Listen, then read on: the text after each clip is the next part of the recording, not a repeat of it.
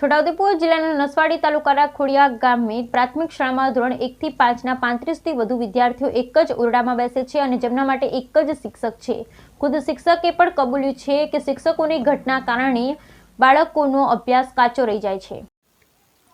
છોટાઉદેપુર જિલ્લાના નસવાડી તાલુકાના ખોડિયા ગામે ધોરણ 1 થી 5ની શાળા વિતરણ 35થી વધુ બાળકો એક જ ઓરડામાં બેસે છે। શાળામાં એક જ શિક્ષક હોવાથી શિક્ષકે ખુદે કબૂલ્યું બાળકોનું શિક્ષણ કાચું રહી જાય છે। જ્યારે બદલીના કેમ્પોમાં ગાઈડલાઈન જાહેર કરાતી નથી તેના પર પણ સવાલો શિક્ષકે ઉઠાવ્યા છે। છોટાઉદેપુર જિલ્લાના નસવાડી તાલુકાના ખોડિયા ગામે ધોરણ 1 થી 5ના શાળાના 35થી વધુ બાળકો એક જ ઓરડામાં બેસે છે। શાળાના 3 ઓરડા જર્જરિત છે, ઓટલાના પતરા ઉડી ગયા છે। શાળામાં એક ઓરડામાં બાળકોને બેસાડવામાં આવે છે, તેમાં પણ પાણી પડે છે। શાળાના ઓરડા જલ્દી મંજૂર કરવા જોઈએ। આદિવાસી બાળકો ભયના ઉથારે શિક્ષણ મેળવી રહ્યા છે। ધોરણ 1 થી 5ની શાળામાં 2નું મહેકમ છે। 2 વર્ષથી એક જ શિક્ષક શાળામાં ફરજ બજાવે છે, તેનાથી આદિવાસી બાળકોનું શિક્ષણ બગડી રહ્યું છે।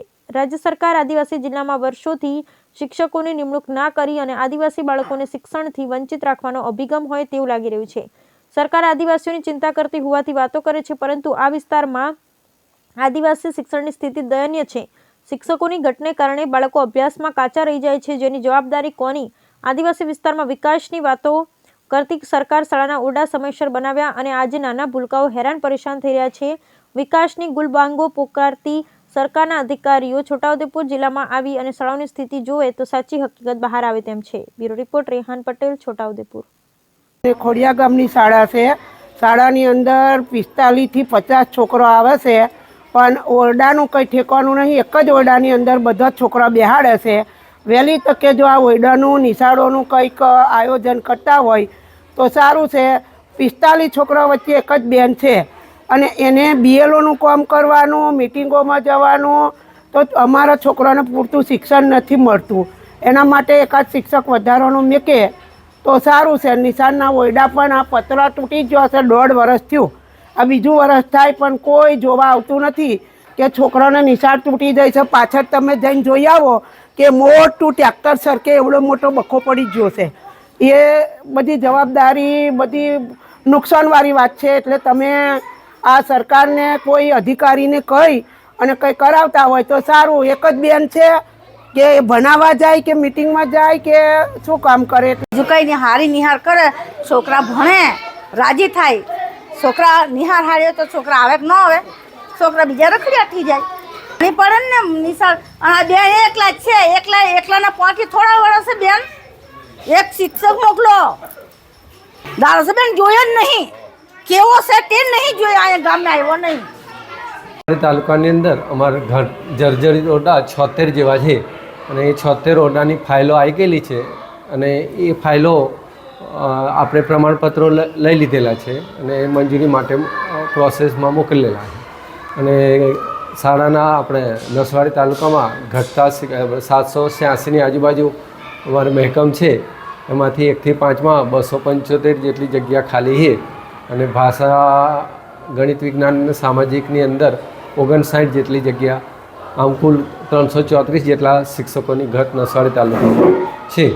શિક્ષકોની ઘટને લીધે બાળકોના શિક્ષણ ઉપર અસર તો થવાની છે। અમે મહેકમની માહિતી તમામ જિલ્લા પંચાયતની અંદર અમે મોકલી આપેલી છે અને ભરતી અને આ જે જિલ્લા પંચાયતનો જે હમણાં જિલ્લાનો જે કેમ્પ છે એની અંદર એ માહિતી અમે આપેલી છે। 120 જેટલી શાળાઓ બધી ટોટલ છે, એમાં એક શિક્ષકવાળી શાળા છે। એટલે જ્યારે કામગીરી મૂકવાનો અને પ્રશ્ન આવે છે ત્યારે બીજેથી વ્યવસ્થા કરવાની બહુ તકલીફ પડે। સંયુક્ત પાઠ યોજના જે હોય છે એને અંતર્ગત એમને ન્યાય આપવાનો તો પ્રયત્ન કરે છે, પણ એક શિક્ષકના લીધે થોડી તકલીફ તો રહેવાની।